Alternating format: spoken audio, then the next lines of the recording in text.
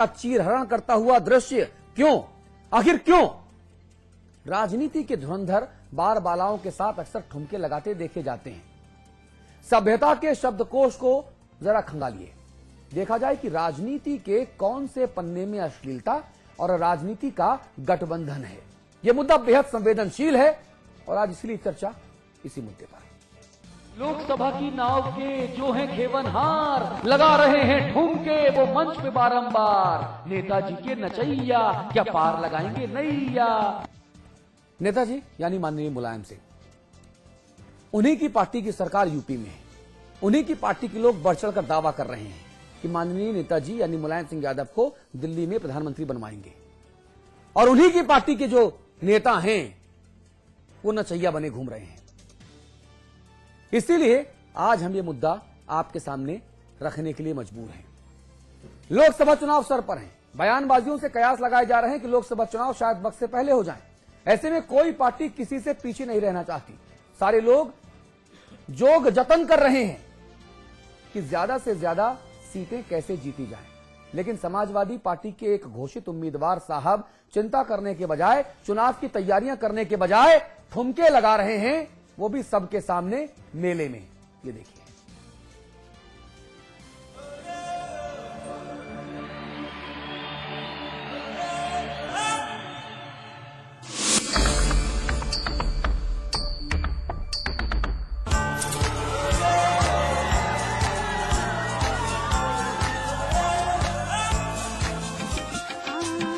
जब मंच सजा हो, संगीत से सराबोर हो महफिल, श्रृंगार करके सुंदरियां मादकता बढ़ा रही हो,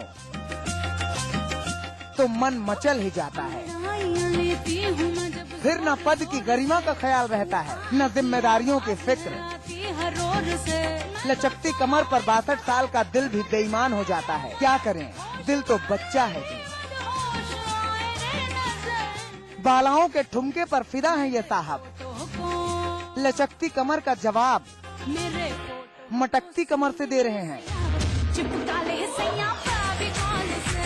मजाल है कि बालाओं से एक ठुमका भी कम पड़े। नाचने भर से पेट नहीं भरा तो साहब ने माइक थाम लिया, लगे सुर साधने। भाई वाह, मस्ती का रंग इस कदर चढ़ गया इनके सिर पर कि जेब में हाथ गया और करारे नोट बाहर आ गए। नोट बाहर निकले और नृत्य कर रही बाला के हाथ में पहुंच गए। भला ऐसी खुमारी देखी है कभी? यूं तो ये हाथरस के एक गांव में मेले के दौरान नाच गाने का दृश्य है, लेकिन इस दृश्य के जो नायक हैं उनको पहचानने की कोशिश कीजिए। चलिए हम तारुफ करा देते हैं नृत्य के इस नायक का। ये समाजवादी पार्टी के राष्ट्रीय महासचिव हैं, पूर्व केंद्रीय मंत्री रहे हैं और आगामी लोकसभा चुनाव के लिए समाजवादी पार्टी की तरफ से लोकसभा के घोषित उम्मीदवार हैं। नाम है रामजीलाल सुमन। जी साहब, वही रामजीलाल सुमन जिन्होंने मंच से कहा था कि सपा में लफंगे आ गए हैं। लफंगे की परिभाषा रामजीलाल सुमन के शब्दकोश में क्या है ये वो ही जाने। लेकिन सपा के पुराने नेता हैं, उम्र के 62वें पड़ाव तक पहुंच गए हैं। सियासत में भी बुजुर्ग हैं और उम्र में भी, लेकिन दिल की जवानी देखिए, फूट फूट कर बाहर निकल रही है। तमाम पार्टियां लोकसभा चुनाव के लिए रणनीतियां बना रही हैं, तैयारियों में जुटी हैं। ऐसे वक्त में घोषित उम्मीदवार जिम्मेदारी समझने के बजाय नाच रहे हैं। मौला मालिक है, नचैया के भरोसे कैसे पार होगी नैया। हाथरस से देवेंद्र पराशर के साथ अजीत त्रिपाठी, समाचार प्लस। जी, रामजीलाल सुमन माननीय मुलायम सिंह जी के नवरत्नों में से एक हैं। ये केंद्रीय मंत्री भी रह चुके हैं, राष्ट्रीय महासचिव हैं और पता नहीं क्या क्या है। लेकिन अभी क्या हैं, क्या बने हुए हैं, वो हम आपको दिखा रहे हैं। ये इनकी मर्जी है, हमें आपत्ति नहीं है, ये इनकी मर्जी है। ये जितने ठुमके अभी लगा रहे हैं उससे ज्यादा बल खाएं इनकी कमर, अगर इनकी सामर्थ्य, उनकी क्षमता है तो उनका व्यक्तिगत मामला, जो मना है सो करें। हम तो केवल ये चिंता जता रहे हैं कि माननीय मुलायम सिंह जी, अगर आपके नवरत्न नचैया बने रहे मंच पे तो आपकी नैया कौन पार लगाएगा? सीधा सवाल है, एक लाइन का। अमिताभ अग्निहोत्री जी, चिंता क्या हम ना करें, क्योंकि मामला प्रदेश का है। नहीं, मुझे याद आता है अभी केंद्रीय मंत्री, जल संसाधन मंत्री हरीश रावत ने एक टिप्पणी कर दी थी, जो टिप्पणी मैं मानता हूं कि मर्यादा के स्तर से थोड़ा नीचे थी मुलायम सिंह जी को लेकर। उन्होंने भी नाचने गाने वालों से कुछ तुलना करके एक टिप्पणी कर दी हरीश रावत जी। समाजवादी पार्टी की ओर से उनके महासचिव रामाश्रय कुशवाहा उत्तर देने आए और उन्होंने कहा कि भाई नेताजी के लिए ऐसी भाषा का उपयोग, नेताजी की पूरी उत्तर प्रदेश और देश जानता है वो पहलवान आदमी है। अब उनकी पार्टी के ऐसे बुजुर्गवार लोग अगर ये आलम दिखाएंगे तो जो नौजवान पीढ़ी के लोग हैं समाजवादी पार्टी के, वो तो इस लक्ष्मण रेखा से और आगे चले जाएंगे। रामजी लाल सुमन कोई 20-22 साल के कार्यकर्ता होते तो समझ में आता, ठीक बात कि जोश देखकर वो कौन कौन से गाने आए, सिगड़ी में दिल सेक रही हूं, फेविकोल और मिस्ड कॉल, उस पर ठुमकने लगते तो समझ आता। अरे आप वो उम्र के छठा पड़ाव पार कर गए, छठा दशक। आज की स्थिति ये आपकी। और रामजी लाल सुमन पर तो विशेष तौर पर मुलायम सिंह जी को निगाह रखनी चाहिए थी। ये बात बेहतर जानते हैं समाजवादी पार्टी के लोग कि मैं ऐसा क्यों कह रहा हूं। जब ये चंद्रशेखर जी के समय में मंत्री थे तो भी सुमन जी के कौतुक के चर्चे दिल्ली में बहुत आम थे। और मेरी अपनी जानकारी है कि एक बार की तो खुद प्रधानमंत्री को हस्तक्षेप करना पड़ा था। अब वो चर्चे आज भी आम है अमिताभ जी, और वो चर्चा छिपे नहीं है। सार्वजनिक जीवन में जो लोग हो, हाँ, उनको मर्यादा का ध्यान रखना चाहिए, ठीक अन्यथा बात। आप सार्वजनिक जीवन में मत आइए। ठीक बात है। ये छोटा वो नहीं है ना धंधा, ये प्रॉपर्टी डीलिंग का काम होता, कोई आपत्ति नहीं। शराब के ठेकेदार होते, कोई आपत्ति नहीं। हमको जुआ सट्टा खेलवा रहे होते, कोई आपत्ति नहीं। आप देश के मुस्तकबिल तय करने की लड़ाई में उतरे हुए हैं। आप चाहते हैं जनता से कि वो आपको उस सदन में भेजे जो सदन भारत की तकदीर और तस्वीर तय करता है। ठीक बात है। और उस सदन का सदस्य अगर ये गाना गा रहा हो ये नर्तकियों के साथ कि चिपका ले पिया फोटो मेरी फेविकोल से, तो ये क्या देश के साथ गंभीरता से ये लोग क्या न्याय करेंगे? ये बड़ा सवाल है। जब हम लोग इस विषय को तय कर रहे थे अतुल, तो एक बात जहन में थी कि लोग ये कह सकते हैं कि निजता का उल्लंघन है। नहीं, रामजी लाल सुमन यह नृत्य अपने घर में करते तो कोई प्रश्न ही नहीं था इसको सरेराह चर्चा का। ठीक बात। लेकिन चूंकि उन्होंने जनता के बीच में जाके अपनी इस दुर्दम्य प्रतिभा का परिचय दिया, अपनी इस विकट कौतुक का परिचय दिया, इसलिए सवाल जेरे बहस लेके हम लोग आए हैं। जी, दिनेश शर्मा हमारे साथ जुड़ गए हैं, लखनऊ स्टूडियो में हैं। आप भारतीय जनता पार्टी के नेता हैं और लखनऊ शहर के मेयर हैं।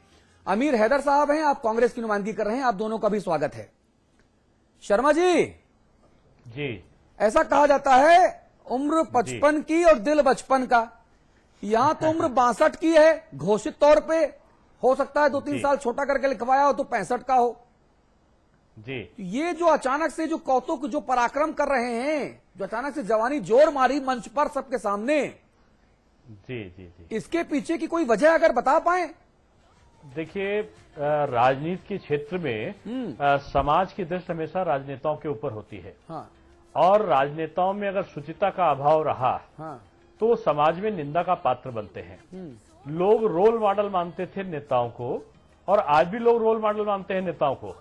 और नेता के द्वारा अगर कोई कृत्य या कुकृत्य ऐसा किया जाता है जो निंदा के योग्य है, तो निश्चित रूप में नेताओं की जो भी अन्य नेता हैं उनकी भी साख गिरती है। इसलिए इस प्रकार का कृत्य निश्चित रूप में एक राजनेता सार्वजनिक रूप में कोई अश्लील नृत्य देखे या कोई ऐसा प्रदर्शन करे जो आम आवाम को एक प्रकार से खराब लगे, तो उसकी जितनी निंदा की जाए उतना कम है। और इस प्रकार का जो आज लगातार आ रहा है कुछ दिनों से कि कई प्रत्याशीगण, कई दलों के जुड़े हुए लोग सार्वजनिक रूप में ऐसी व्यवस्था कर देते हैं, कहीं कोई छेड़खानी कर देता है, कहीं कोई डांस करने लगता है, कहीं कोई शराब पी के टकराने लगता है। तो ये मैं समझता हूं कोई भी दल हो उसको ऐसे व्यक्तियों को तत्काल पार्टी से निकाल देना चाहिए। अमीर हैदर साहब, सवाल ये और ज्यादा मौजूद इसलिए भी हो जाता है कि मैंने सुना था कि चलो भाई गांव खेड़े में जब आप भीड़ जुटाने के लिए ऐसे यंत्रों का इस्तेमाल करते हैं कि भाई लड़कियां नचा दी, नौटंकी कर दी और जो तमाम तरह की जो लोक कलाएं हैं उनका आपने प्रदर्शन करवा दिया तो भीड़ इकट्ठा होती थी। उसके बाद नेता आते थे और अपना भाषण बांच के और चले जाते थे, तो रैली सफल मानी जाती थी। यहां तक तब भी ठीक था, लेकिन अब नेता खुद नचैया बने हुए हैं, तो फिर यहां पर नैतिकता, शुचिता और मर्यादा के सवाल उठेंगे कि नहीं उठेंगे? देखिए, ऐसा है, नेता जो होता है वो तो समाज का अगुवा होता है। हाँ। और उसका लोग उसके प्रदर्शन को, उसके एक्शन को लोग उसको फॉलो करते हैं। हाँ। लेकिन अगर नेता कोई इस टाइप का एक्शन लेता है या पब्लिकली नाचने लगे या कुछ करने लगे, तो मैं समझता हूँ ये मर्यादा से गिरी हुई बात है। हाँ। दूसरी बात यह है कि मेरे हिसाब से हाँ। समाजवादी का कुछ गिराव जो है गिर रहा है। उस गिराव को गिरने के लिए लोगों का जो अटेंशन डाइवर्ट करने के लिए भी एक साधन बनता है। आपने नवाबों में और बहुत से ऐसे राजा महाराजाओं में देखा होगा कि लोगों को कला में और नाच गाने में उसमें लगा देते थे ताकि ध्यान आकर्षित हो जाए, उनकी जो कमियां हैं वो छुप जाएं। अरे इसी तरह से मैं समझता हूँ ये भी एक्शन उस वक्त मीडिया होता नहीं था। राजा महाराजाओं के जमाने में संप्रेषण और संबोधन करने के लिए मीडिया नहीं होता था, हैदर साहब पोल खोलने के लिए चैनल्स नहीं होते थे। वैसे भी हैदर साहब ये तर्क यहाँ बहुत लागू नहीं होता। हाँ। कि ग्राफ गिर रहा है इसलिए नाच कराएंगे, ना जो गिर रहा है वो और ज्यादा गिर जाएगा। हाँ। नाच कराएंगे तो ये हाँ, देश तो की उसका हैदर साहब, attention divert करना था हैदर इनको। साहब नहीं, ये यहाँ नहीं लागू होगा। हैदर साहब, इस मुल्क की तासीर को समझिए। यहाँ क्या कहा गया? सब पर राम तपस्वी राजा। राजा कैसा हो? तपस्वी हो। और दूसरा उदाहरण देता हूं, लोहिया से लेकिन एक ऐसा बार, है साहब, अरे सुनिए, सब मान्यताएं, कुछ लोग ऐसे लोग जो आ गए हैं राजनीति में, वो मान्यताएं बदले जा रहे हैं। लेकिन भारत एक का- जमाने में नेता की सोबर्टी होती थी। हैदर साहब, भारत का मिजाज नहीं बदला। नेता के मिजाज बदलने से देश का मिजाज नहीं बदलता, इस बात को नहीं, बिल्कुल समझिए। सही कह रहे हैं आप। नेता खुदा नहीं ना, नेता नहीं, सातवें नहीं, आसमान से नहीं आया। नहीं, बिल्कुल ये सही है। समझना नेता होगा। को तो- देश के नेता मिजाज तो को समाज की नहीं अगुवाई करता समझेंगे है। तो नहीं चलेगा। इस देश की कसौटी को समझिए, इसकी तासीर को समझिए। भारतीय समाज ऐसा रहा है। गांधी ने, दिनेश जी, गांधी ने राम मनोहर लोहिया से एक बार कहा कि तुम सिगरेट पीते हो, अगर सार्वजनिक जीवन में जनता के साथ खड़ा होना है तो सिगरेट मत पियो। सार्वजनिक जीवन की अपनी मर्यादाएं हैं। अगर आपको शराब पीकर ये करना है तो राजनीति में मत आइए। बिल्कुल आप सही कह रहे हैं। दूसरा धंधा करिए, सैकड़ों धंधे हैं, राजनीति क्यों करने आते हैं भाई? राजनीति का स्तर गिरा दिया है ऐसे ही लोगों ने। राजनीति करना कोई मजबूरी नहीं ना। लोगों को माफ नहीं। दूसरा काम मजबूरी नहीं करिए, है, एक ऐसा- जरूरी है नहीं, राजनीति करें आप। नहीं, आवाम को सही रास्ता दिखाने के लिए, लेकिन ये सही रास्ता क्या देंगे?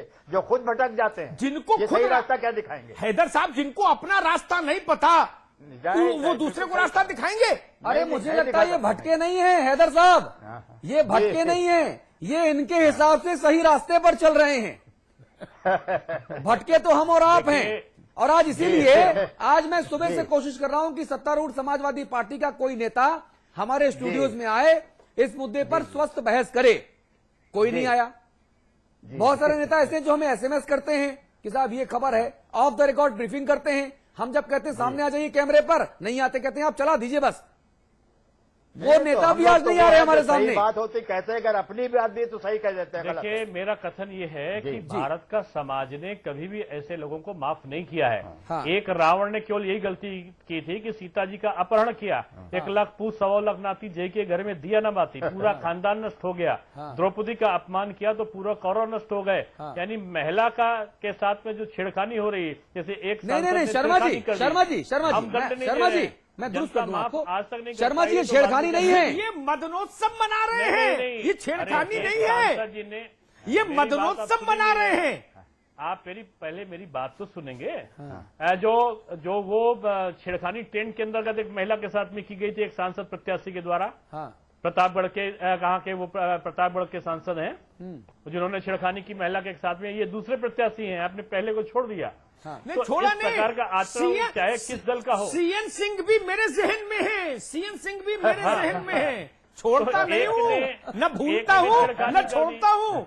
उनकी पूरी कुंडली भी मेरे पास लगे है जाके। दिनेश जी। इसमें ये राजनेताओं को मैं फिर से कहना चाह रहा हूं कि राजनेता चाहे वो जिस दल का हो, अगर इस प्रकार का कुकृत्य करता है तो अक्षम्य है। भारतीय समाज को कभी स्वीकार्य नहीं है। आपका कथन ये बिल्कुल सही है। अच्छा, कि सुनिए, इस प्रकार का शर्मा कृत्य जी। करने वाले लोग ये जो राजनीति में रहने लायक नहीं होते। शर्मा और जी। दलों को उनके बारे में संज्ञान लेना चाहिए। हाँ, दलों को उनके बारे में संज्ञान लेना चाहिए, और तब जब उस दल के मुखिया को प्रधानमंत्री पद के सबसे तगड़े दावेदार के तौर पर जबरन बताया जा रहा हो, और जब उस दल का मुखिया